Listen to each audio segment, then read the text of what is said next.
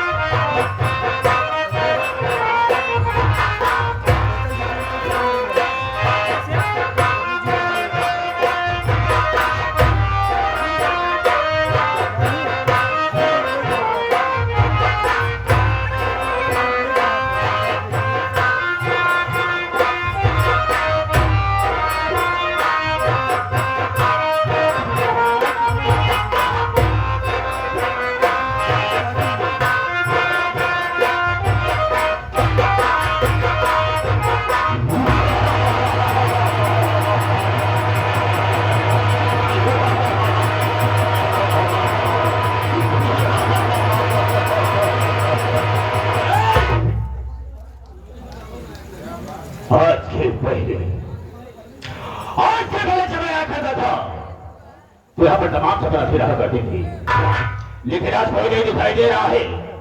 और आज हम देखना चाहेंगे कितने ड्यूटी करके पैसा लेते हैं और कितने सपने बैठा के सो करके पैसा लेते हैं। आओ आओ बरखुदार आओ।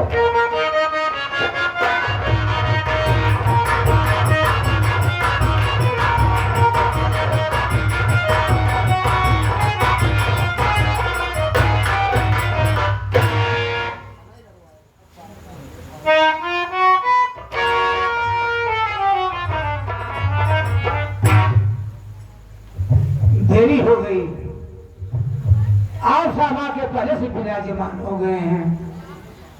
बहुत डर लगा तो बाबू, ये बहुत खूंखार आदमी बा। बातें बाबू गोली चार्ज कर दे था, हम पर कभी दाई मार डांस भाई, कईयों मरतबा हम मर चुका ही।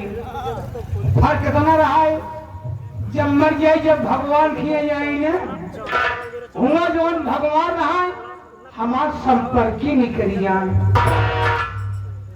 पहले हमारे उनके न्योता हकारी होत रहा, लेकिन तनिक तनिक बाद में टिन्न पुनः हमारे दुआरे छोड़ गए। लेकिन मानदान हमारे उतना ही बना बा, अगर भूले भर के कभी दुआरे पहुंच जाई थी ना तो छूछ लोटा पानी लेके जरूर दौड़ा थे। मिलब देखा का होता, सितारे हिंद का रुतबा रहे सरकार को वाला, हमेशा खुश नजर बख्शे मेहरबानी का हक ताला। ए नाचिर गुलाम वफादारी सबक सीखा है, ए हाथ है जिससे आपका नमक खाया है। क्या हुमू का सरकार तो किया तो एक कदम पे खोलिया, दो कदम पे तो गोली और तीन कदम पे लगभग मझार पर दूंगा। डर गया साला ना, डरने का नहीं, जो डर गया सो मर गया। हम तुझे गोली नहीं मारेंगे, लेकिन जरा जानना चाहेंगे कि सबसे पहले हमारे मुझे आना चाहिए, तुझे आना चाहिए। कारण क्या मकसद क्या है और ले जाने का मतलब क्या है, बताने के पहले मैं तुझे आगाह करता हूँ, हिदायत देता हूँ कि जो मेरे सामने झूठ बोलता है और क्या बात से इस्तेमाल करता है, गोली अंदर और दम बाहर। बेटा जितनी भी बात बता रहा मुझसे बिल्कुल सही बता रहा हूँ। हम झूठ बोलते हैं करब बाबू, जब आप पोछा कहाँ है सब सारे घर बताता हूँ, लेकिन तुझे बच की तरफ से मारूंगा तो खोपड़े का ढक्कन फूट बाहर जाएगा। मैंने तुझे पोछा के लिए जाने का मतलब क्या है, देखने के बाद लेट के काहे आए बाबू? उठाकर फेंक दूंगा साले, 5 फीट ऊपर चले जाओ, कुत्ते क्यों रहा? कार का बहरा है, मैंने कहा लेट क्यों, देर से क्यों आया? देर काहे हुई? हाँ आप बढ़िया सब बता दे बाबू। बोल। कहा बतलाई करिए, देर हुई है, मारे जरूर मारे। ए बाबू, आज हम यमराज जी के बेवकूफ बना के आवत है। क्या तेरा दिमाग तो नहीं खराब हो गया? तू भगवान को बेवकूफ बना करा रहा है, लेकिन वो कैसे, हम भी जानना चाहेंगे। आप बढ़िया सब बता दो बाबू। बोल। बाबू जी मृतलोक है, ए मृतलोक में आदमी को शंकर जी का पूजा पाठ कर बा, के विष्णु भगवान का पूजा पड़ा बा, यानी नाना प्रकार के देवी देवता की पूजा याचनाएं हो रही है। हमका तो पूजा पाठ न करब, अगर हमका तपस्या करे के बा तो हम यमराज जी का तपस्या करब। यमराज जी का तपस्या करे खातिर बाबू हम जंगल में भाग गए। जंगल में पहुंचे बाबू, हम खड़ा हो के लागे करे तपस्या। बाबू आप कहे चौकत हैं, दर्शन नहीं मिला, हमका अब क्या करी? हम तुरंत ही ओलरी गए, लेटे लेटे ढेर दिन करे बाबू, तपस्या काहे चौकी आता है, तब दर्शन नहीं मिला। हमें अब कौन चुगुल लगाई, हम तुरंत उठ के बैठ गए बाबू, उकड़ू मुकड़ू बैठ के हम जल्दी जल्दी एक पैर नीचे करूंगा, एक बार फाड़ कर दे दूंगा साले, क्या करेगा? तो नाम क्यों नहीं लेता? जैसे ले चाहे खड़ा हो गया। आगे बोल। हमारे तपस्या यमराज जी खुश हो गए ना बाबू, हमरे आगे आई गए, हम दोनों खोल दिन वो क्या दो अखिया फिर क्या हुआ? खोलते मन हम ले लेन, उनके हम ले लीन, यानी दर्शन दोनों तरफ से प्राप्त हो युवा। बोले बेटा, हे बेटा मांग ले, मांग बेटा मांग। साले दिमाग से ही खराब हो गया, मैं तेरा बेटा हूँ। यमराज हमका कहता है बाबू, आप नहीं कहा तो इशारा मेरी तरफ क्यों करता है? अही तो तू ने कहा कर जाई। अच्छा बोल साले बोल। बेटा हमका कहता है मांग ले, हमका कुछ न मांगा, बोले हमारी तपस्या के तुमको मांगना पड़ेगा। हम कहे मांगब 3 चीज मांगब, अपने खातिर न मांग, सब तोहरन खातिर मांगब। यमराज जी हंसे लगे कि सब भगत के खबर न भय कि जौन भगत हमारे खातिर मांगे। बोले ठीक है तुम्हारी मर्जी, तू मांग ले। मौका पाए मांग ली न बाबू। हम कहे अगर आप खुशी है ना तो तोरे भैंसे वाली सिंह जो निका खड़ी हुई के आपस में एक हुई जाए। बाबू कहता माने इतनी मोर सिंह इतनी बड़ी भैंसों को बीचों बीच एक खोपड़िया पहुंच तक गई। बोले दूसरा वरदान मांग। हम कहे मांगब, कहे न मांग। हम कहे अगर आप खुशी हैं तो आज आप इस सिंह के ऊपर बैठ जाए। यमराज हक बखाई गए, अब सिंह पर कैसे बैठे, लेकिन हारी बा जंजाल फंसा बढ़िया का करे सौदा करे। यमराज पता नहीं का सोचने बाबू, वही सिंह के ऊपर जाके ऐसे हाथ से बैठे हिसाब किताब बदलैला, हाथन जी भी निकली वही कैसे छटपटात है। गा अब गा गा, अरे गा गा गा गा गा, वही कहता वहां अरे रे मांग मांग, अरे तीसरा मांग। हम कहे मरबे करब का कहूँ जात हा का, कह जात नहीं ना हिया जात बा। मौका पाए तीसरा मांग ली। हम कहे अगर आप खुशी हैं तो तोरे भैंसिया वाली सिंह जैसे रही वैसे फिर हुई जाए। याद सिंह अलग हो लागे चाचा फैलावे। बोले बड़ा बदतमीज है भाई, इस उम्र की औलाद। अबे भाग साले, अरे भाग रे, भाग साले। जब कहन भाग साले, इतने में मोर आँखिए ही खुली।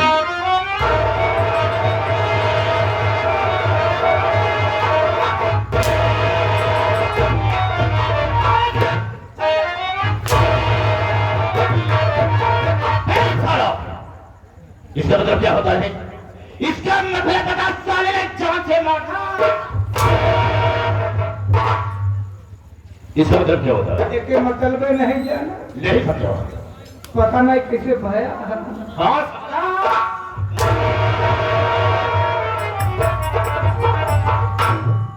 इसका मतलब बता मुझे, हम जानना चाहेंगे। हमें ऐसे हाँ हाँ ऊपर क्या है, आसमान है, फिर नीचे क्या, पता लो। नीचे पता लो, हाँ और पीछे में से हिलावट लगे ना, पीछे वाला मृतलोक है। तो हम मुट्ठी का बांध रखे हैं। क्यों बाधा? आदमियों को शरीर 5 तत्वों से तैयार की गई है। छित जल पावक गगन समीरा, 5 तत्वों से बनी शरीर। अगर 5 तत्व आपस में मिले न होते, ये शरीर धारण नहीं हुई होती। इसलिए 5 तत्व को हमने मिला दिया है। देखो सही कहा तुमने। Sit down and be down.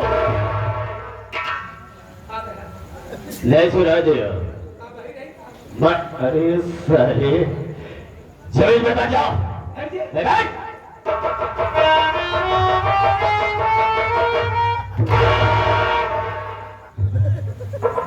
बोला बताओ। अब इसके लिए मुझे पानी की भी व्यवस्था करना होगा। साले देख आखिर बात कर रहे अबे एक काट का बहरा मैं तेरा आखिर मार कर मैं।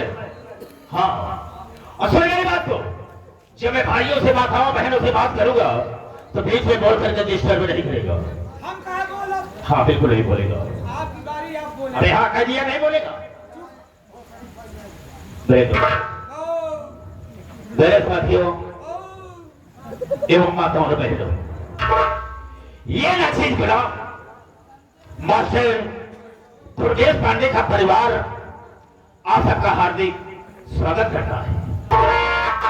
दोस्तों आप सब जमीन पर बैठे हैं साथियों, एक जमींदार के हैसियत से हैं और हम सब इस चौकी पर हैं चौकीदार के हैसियत से हैं। हम सबका बड़ा कर्तव्य होता है आप सबकी सेवा करना। आप लोग कोमल कोमल कदमों को कष्ट देते हुए और अनमोल नीतियों खोते हुए ये हमारे मास्टर दुर्गेश पांडे की पार्टी को देखने के लिए आए। वैसे दोस्तों रात होती है सोने के लिए, आराम करने के लिए, लेकिन आज आप अपनी नींद हराम करके बैठे हैं तो वैसे तो नहीं कह सकता हूं, वादा तो नहीं करूंगा, लेकिन मैं आशा करूंगा कि आप सबकी नींद हराम नहीं होगी। लेकिन दोस्तों आप सबका शांति का सहयोग हम लोगों की सफलता होगा। ज्यादा न कह करके हम अपने वार्ता को यही पर विराम देते हैं और कहानी पर आते हैं। तो सबसे पहले मैं अपना परिचय बता दे रहा हूं, ज्यादा बेहतर एवं मुनासिब समझता हूं। रास्ता चलने वाले को रास्ता तमाम है और सब भाइयों के कदमों में मेरा प्रणाम। से तो माथे निकाल लो और फिर जमीन का फाड़ कर पानी निकाल दो। मेरे दिल में आए तय समुद्र उछाल दो और चलती हुई जहाज का लंगर संभाल दो। शोहरत है मेरे नाम की इस सारे जहां में और चोरों के छक्के छुटते हैं जगन्नाथ जाहिल के नाम। ये जगन्नाथ जाहिल 420 हलो मिस्टर। दोस्तों आप सबसे अपना नाम बता दिया, लेकिन मेरा ठिकाना कहाँ, रहने वाले कहाँ? राम कर खड़े हो जाओ।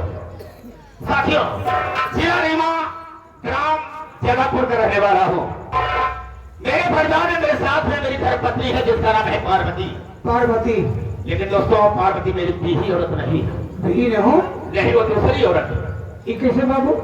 वैसे कि पहली शादी मेरी हुई थी जिला बांदा ग्राम बाबू नगर में। वही का रहने वाला था एक राम लखन, उसी की बहन थी जिसका नाम था कविता। कविता से मेरी शादी तय हो गई और राम लखन ले दहेज में 1 लाख रुपया और 1 4 चक्का गाड़ी देने को कहा। बारात लेकर गया। शादी हो जाने के बाद दहेज देने से मुकर गया, इनकार कर गया। इनकार कर दिया। वो भी कुछ समस्याएं बताने लगा कि मेरे सामने ये मजबूरी है जिसकी वजह से हम आपको दहेज नहीं दे सकते। मजबूरी। मैंने उसकी मजबूरी को समझा और कविता को लेकर के अपने घर आ गया। अच्छा। लेकिन उसने मुझसे ये वादा किया कि आपका दहेज हम आपके घर तक पहुंचा देंगे। ईमानदार था। काफी समय बीत गया। कविता ने एक बच्चे का जन्म दिया। हाँ। जिस बच्चे का नाम मैंने बहुत ध्यान से रखा है कंसराज। बेटे का नाम आप कंसराज रखे हैं। सारा घर बैठा था और अपने दिल में सोच रहा था। फिर राम लखन ने वादा किया कि हम आपका दहेज आपके घर तक पहुंचा देंगे। लेकिन कविता एक बच्चे की मां भी बन गई, लेकिन वो साला न तो अपना मुंह दिखाया और न मेरा दहेज पहुंचाया। मुझे गुस्सा आ गया। उठाया मिट्टी का तेल और उसके ऊपर छेद करके मैंने उसे आग लगा दिया। वो बेचारी जलकर राख हो गई। पहली पत्नी कविता की खत्म हो गई। मैंने अपने दिल में सोचा कि मेरा बेटा बहुत छोटा है, इसकी देख रेख इसकी परवरिश तो हम कर नहीं सकते, इसे माँ की जरूरत है। हाँ। तब मैंने पार्वती से शादी किया। वाह। वो जानते हो, जब से पार्वती मेरे घर में आई मेरे बेटे कंसराज की देखभाल अच्छी तरह से करती है। और क्यों नहीं करेंगे? मेरा बेटा धीरे धीरे सियाना होने लगा। लेकिन आखिर पार्वती जो आई है कुछ समय बीतने के बाद उसकी भी कोख से एक बेटा जन्म लिया। अच्छा। जिस बच्चे का नाम मैंने प्यार से रखा है संतोष कुमार। संतोष कुमार। हाँ राम। अच्छा नाम है। कंसराज मेरा बेटा धीरे धीरे सियाना हो गया।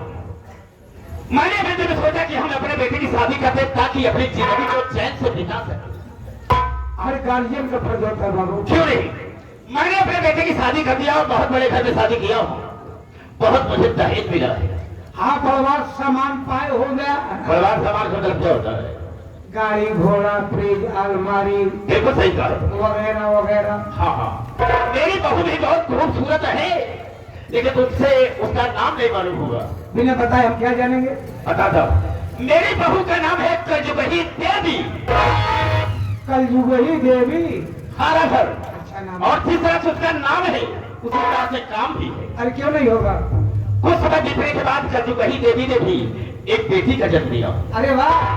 जो कि हमारी नातिन है। हाँ, नतनी है। माँ मुझे बहुत प्यार करते हैं। मेरी नतनी का नाम शिखा है। शिखा। बहुत प्यारा नाम है। राम वो कंसराज अपने परिवार के साथ में रहकर अपनी जिंदगी को बिता रहा। हाँ। लेकिन वो संतोषवा अपने मनमानी काम किया है। और क्या मनमानी? मनमानी काम यह किया है कि एक दर बदर की ठोकर खाने वाली भिखारत से वो ससुराल शादी कर लिया। और इस समाज में मेरी उसने बेइज्जती की है।